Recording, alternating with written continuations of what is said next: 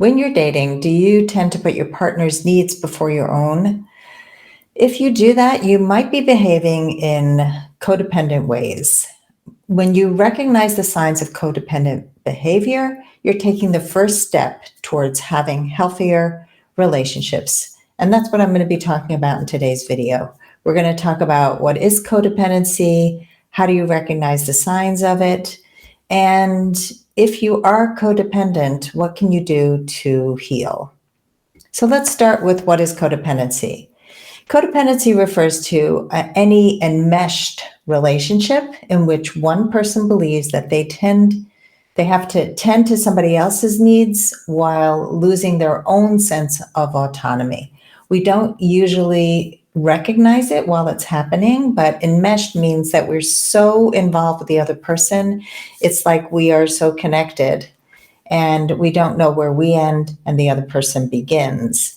So some of the things that codependent behavior involves are feelings of self-sacrifice, focusing on other people before you focus on yourself, a need for control, and difficulty expressing your feelings and setting boundaries. A person with codependent behavior might experience trust issues, trusting themselves and trusting other people. They might also have a desire to fix or save people, which gives them a sense that they're needed and they have worth. Also, putting other people's needs before their own. Like I said a minute ago, when you focus on other people's needs before your own, you're often giving up a big part of what you need. The other thing that's common in codependency is problems with confrontation and decision making. And another issue is doing anything it takes to keep the relationship alive. When you just miss the signs of the giant red flags because you just want to keep that relationship going. And the last sign is fear of losing partners and other relationships. So the fear of losing or being abandoned or feeling lost and unwanted overrides all the important things like, is this person really capable of loving me? And is this relationship healthy? If you are codependent, you have a hard time identifying and expressing what you're feeling and what you're needing because you're so used to making it about other people and what they need and what they feel. You only feel important and valued when other people need you or can't live without you. So you end up choosing partners who are unhealthy in some way. They're needy, they're inconsiderate, they might have addiction or mental health issues. Why do we get this way? It's usually because of how we grew up. If you grew up in a home that didn't have healthy boundaries or where parents relied on you way more than they should have when you were young, maybe you were adultified, I think, or parentified, or whatever the term is. When you were a young person, you were made to feel like you were in charge of your parent. That's a very common way that people develop codependency. Also in homes where you're ignored, where there's some kind of addiction like alcoholism and parents are just not present, or mental illness, or any of the things that I spoke about before, we usually choose partners who have the same qualities as the most unhealthy parent that we had.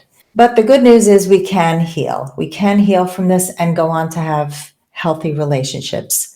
Some of the steps to healing are to just take some time for yourself out of relationships and do some soul searching and really pay attention to what is important to you.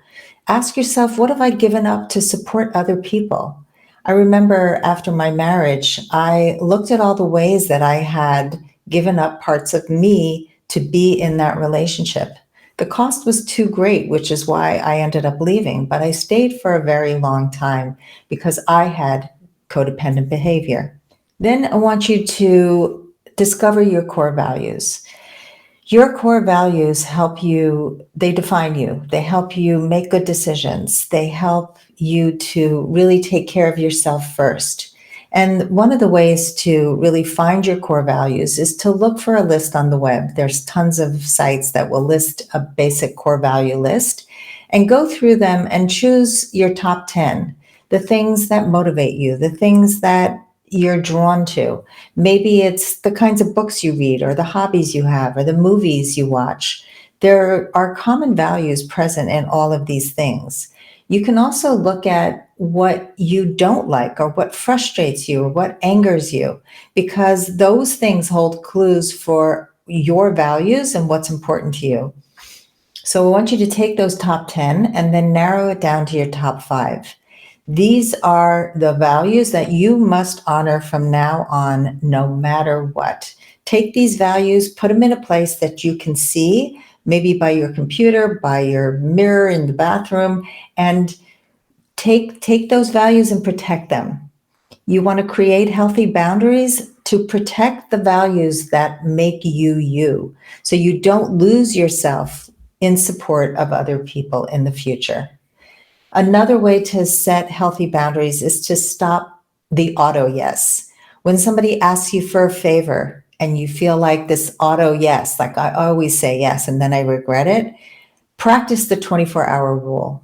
Wait a day before answering so you have time to process what you really want to do. Does it honor your values? Another way to really honor yourself is to look at how you make decisions throughout the day. Ask yourself, does this feed me or drain me? No matter what it is, if you're saying yes to something, does this feed my soul? Does this really feel like it adds to my life, or does it drain me? Because if it's healthy for you, it's going to feed your soul. And if it's codependent behavior, it's going to drain your soul. So practice these ways of taking care of yourself. And over time, if you do continually practice these steps, you can break the pattern of codependency and have healthy relationships. It's not simple to do on your own. So if you need more support, you can contact Codependents Anonymous. CODA, I think, is one of the ways that they say it. I've worked with many codependent women and have helped them to have healthy relationships. So if you'd like to get on a call with me and discover how I can help you, let's talk. All you have to do is go to lastfirstdate.com/application, fill out an application. Let's get on a complimentary 45-minute call and find out if we are a good fit for coaching and how I can support you to go on your last first date.